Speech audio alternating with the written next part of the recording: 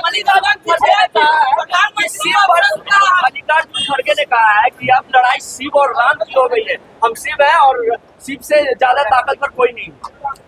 भाई कैसे ये लोग धर्म का इस्तेमाल करते हैं राजनीति में, और उसके बाद आरोप हम लोगों पर लगाए जाते हैं।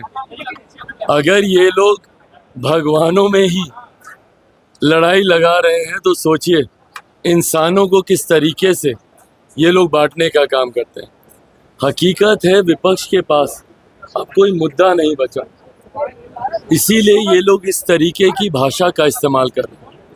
हम लोग जब भगवान श्री राम की बात करते हैं, ये मैनिफेस्टो का हिस्सा भारतीय जनता पार्टी का रहा है, जिसको कभी कांग्रेस या इनके सहयोगियों ने पूरा नहीं होने दिया। 500 साल से ज़्यादा तक भगवान श्री राम रामलला उस टेंट के नीचे रहे, तब ना इनकी भावनाएं आहत हुई, ना इनकी संवेदना उस प्रति जागी। पर आज जब भारतीय जनता पार्टी ने अपने मैनिफेस्टो को पूरा किया, एनडीए ने जब अपनी बातों को पूरा किया, तो आज इनको शिव भी याद आ रहे हैं।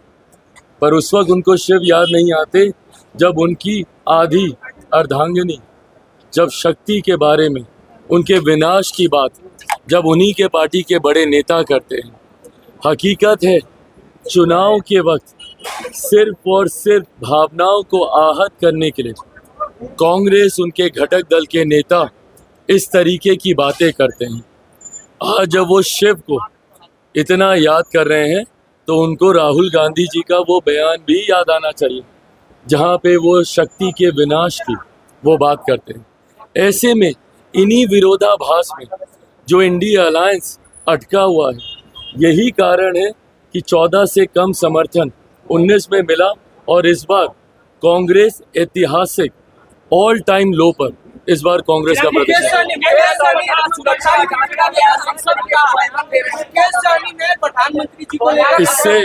इससे ज्यादा घृणित, निंदनीय, अशोभनीय और कुछ नहीं हो सकता।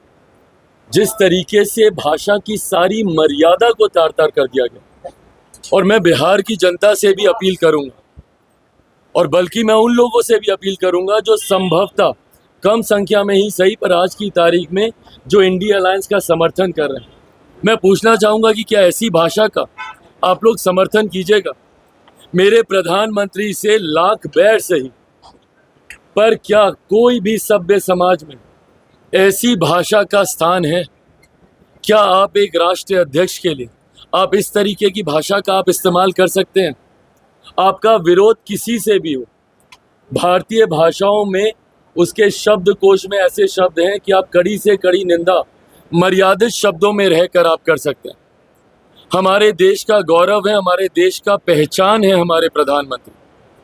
आपका उनसे मतभेद वैचारिक हो सकता है, पर इस तरीके से व्यक्तिगत टिप्पणी करना क्या आपको शोभा देता है? आज की तारीख में हम लोग 21वीं सदी में हैं, पढ़े लिखे समाज की हम लोग कल्पना करते हैं। ऐसे में जब ऐसे लोग जिनको कोई ना कोई अपना आदर्श मानता होगा, किस तरीके की एग्जाम्पल आप सेट कर रहे हैं, किस तरीके का उदाहरण आप देना चाह रहे हैं। मैं बिहार की जनता से आग्रह करूंगा कि देखें और देखकर निर्णय लें। एक तरफ राजद है जो परिवार की मां बहनों को गाली देने का काम करते हैं, दूसरी तरफ उनके सहयोगी हैं जो प्रधानमंत्री जी के बारे में इस तरीके के शब्दों का इस्तेमाल करते हैं।